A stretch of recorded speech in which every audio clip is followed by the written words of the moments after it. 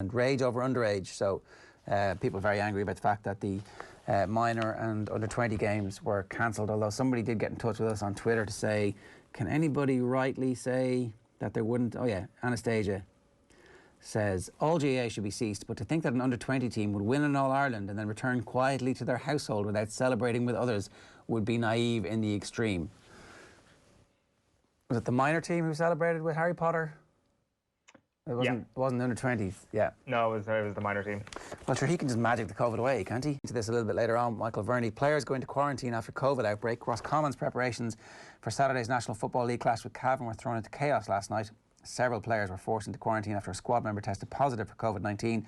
Up to 9 other Roscommon personnel are being treated as close contacts, all of whom travelled with the positive case to the Armagh Athletic Grounds last weekend. The team travelled in 2 separate buses, as well as others who travelled individually to that match. And the concern for Roscommon is now focused on the players who travelled on one of those buses. Not all 9 are close contacts, but the majority are. So I thought that people weren't travelling on buses to these games, but I guess if you can't drive, you've got to get a bus. And then Offaly and Roscommon, the latest to be hit by COVID case. Michael Verney is going to join us in a little while. We'll hear a bit about the Offaly hurlers.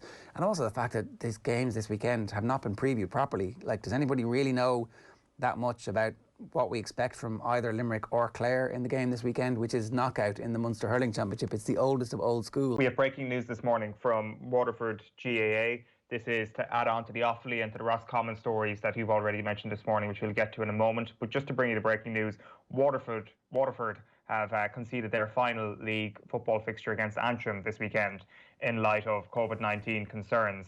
So their London game was cancelled last week as well for obvious reasons. So it was reported yesterday that 6 players had a concern about the fixture going ahead because they'd have to travel up to Antrim. Waterford say that they would have played in a neutral venue in Dublin, but wouldn't travel to Antrim, and Antrim couldn't accommodate that neutral venue proposal. They say that the things were considered were the personal family circumstances of a number of players, and they also said that some employers had stipulated that management and players would have to isolate after 14 days after returning from the north, and they reiterated that they would have played the game in one of the 26 counties. So that is the latest fixture to fall foul of everything that's going on at the moment, and they're out against Limerick, I think, in the first round of the Munster Football Championship. Yeah, somebody was complaining on Twitter as well that Antrim had fixed the game for North County Antrim, and that it's an extra 2 hours onto the trip instead of fixing it for. I think the game might have been fixed for where I don't think Antrim were doing that. Were they really doing that to try and get a walkover, to force a walkover? Is that the level of I don't know.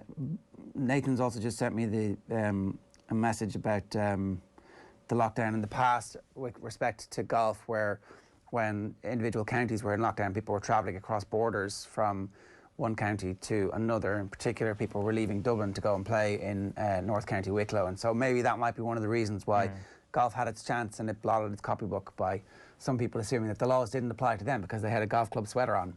Like, it's true, there are a lot of people in a lot of sports who just can't be trusted to behave. And maybe that's why we can't have nice things, Owen. Maybe that's why we can't have nice things.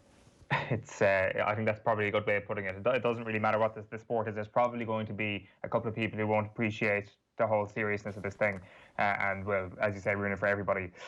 Will we talk about the other COVID stories? The Offaly hurling story and the Roscommon football story are actually 2 interesting enough case studies. We're going to have Michael Verney with us to go into a bit more depth on these situations. The Roscommon story is basically as a result of the team travelling in buses. 1 positive test means that 9 members of the playing group / backroom team now can't travel to their league game this weekend.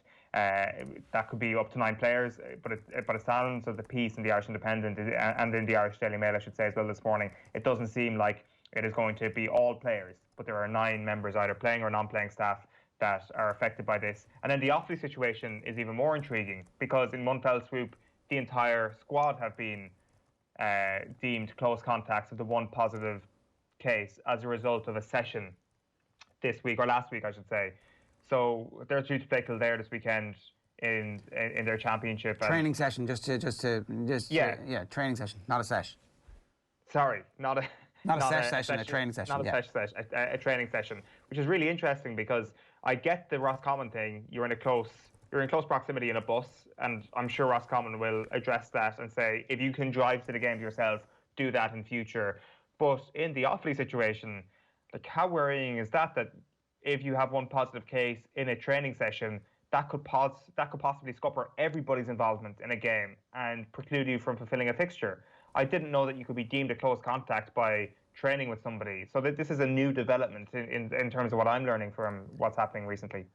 Okay, I suppose you have to assume that an investigation is done to see what type of contact happened at that training session and whether or not somebody was actually in close proximity. Because if it's a training session on a pitch, then presumably half the team wouldn't be being deemed close contacts. And in the case of Roscommon, it's also interesting to note that not everybody on the bus is being deemed a close contact, even though they're obviously on the bus for quite a while, because the journey from Roscommon would have taken, that length of time where it's... anyway, a lot of this, like when you listen back to Stephen Kenny speaking last night, he is still, in his own words, livid about the fact that Conley Nita couldn't play because it was under 2 metres, and they would have been allowed to play in almost every other European country where the barriers are 1.5 metres. And, there's obviously the measuring tapes are out to see who's available and who isn't available. And in many ways, it's kind of ludicrous, but it's also the world that we live in at the moment. So we're going to have a lot of this, I think, over the next while, right? That's what's going to be the way that this works. And again, I think the point that we've made, the best ability is availability. And so the teams who manage their bulk of their players through this as best as they possibly can are going to be the teams who have the most available players for selection in the latter stages of the championship. And it might come down to somebody being a close contact and not being a close contact, and the distance of half a metre deciding whether or not some of your best players can play in the big games.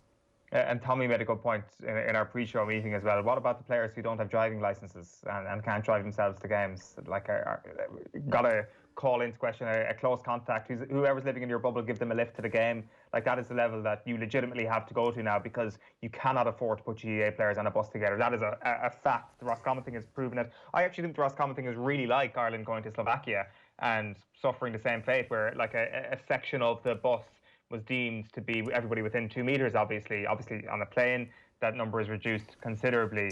But you can't be getting onto a bus for an inter-county game at this point if you have any designs on being safe in the knowledge that you can play a week later. Another WhatsApp into us this morning on 087 9180 180. What's with the GAA GRA for insisting teams go to COVID hotspots? This is a good question, because obviously, was it last week? It's hard to remember with the gloopiness of time at the moment. But Mike Quirk was on saying that he thought that actually neutral venues would be a really good idea at the moment. If you see the figures in Cavan, would you really be very confident about travelling up to Cavan? You probably wouldn't.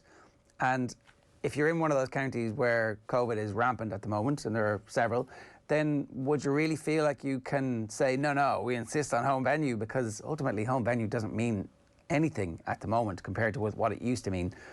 Shorter travel time, whatever. But like, would Croke Park and its big, broad expanse of changing areas and different rooms, would that be a very good place for us to be having a slew of games at the moment? Does that make, I don't know, does neutral venues suddenly make a lot of sense? And I think so. And also what Mike Quirk was saying last week was that for a team to travel up the country, you need to stay in a hotel. So obviously the Kerry example was the one that everybody used last week, where they have to travel all the way to Monaghan, stay in a hotel on the Friday night.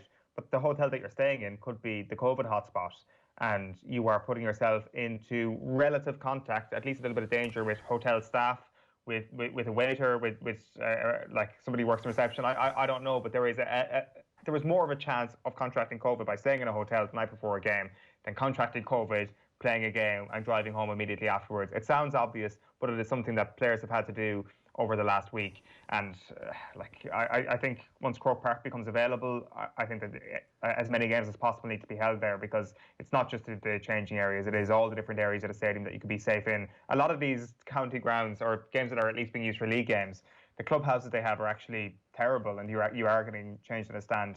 That probably won't be acceptable as this winter rages on, hopefully.